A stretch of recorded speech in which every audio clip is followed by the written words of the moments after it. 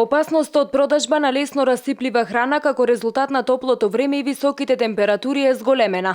Голем дел од маркетите и продавниците зеленчукот и овошјето кои се за продажба го имаат изложено на тротоарите кои се наоѓаат пред нив, заради што инспекциските контроли на зелените пазари и по маркетите се зголемени, со цел спречување на евентуални труење и инфекции од храна, кои лесно може да се случат како последица на топлото време.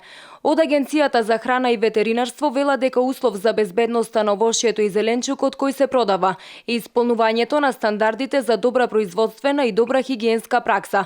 Граѓаните ги знаат последиците кои може да се случат како последица на високите температури и тие се повеќе внимаваат од каде купуваат месо, млечни производи и свежа храна. Внимавам, да. Да.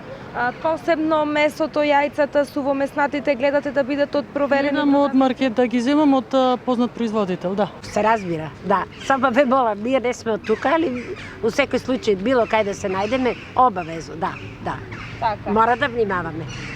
Посебно дали внимавате на месото, јајцата и сувомеснатите производи? Месо и сувомесни производи не конзумираме многу, бидејќи се горештини, повеќе овошје, зеленчук и така, да. Мора да се придржаваме на советите од докторите и плюс си знаеме и ние. Да. Од каде ете? Од проверени продавници, од пазари? Кажам право, ние сме си од село и си имаме си наше вака нешто ако треба. Си земаме од маркети претежно. Повнимаваме.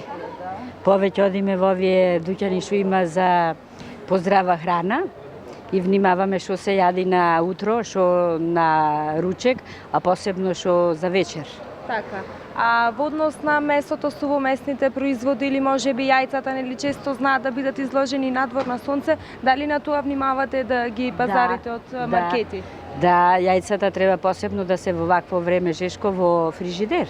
Да ви кажам, внимавам, многу внимавам, заради тоа што се случуваат многу, некој не сака не работи во тековниот живот сега со храната посебно. Од Агенцијата за храна и ветеринарство апелираат до граѓаните во услови на зголемени температури, а со нив и зголемен ризик за расипување на храната. Храна да купуваат од одобрени и регистрирани објекти кои ги имаат имплементирано безбедносните системи, но како потрошувачи и да внимаваат на означувањето на производите, на тоа каде и како истите се чуваат.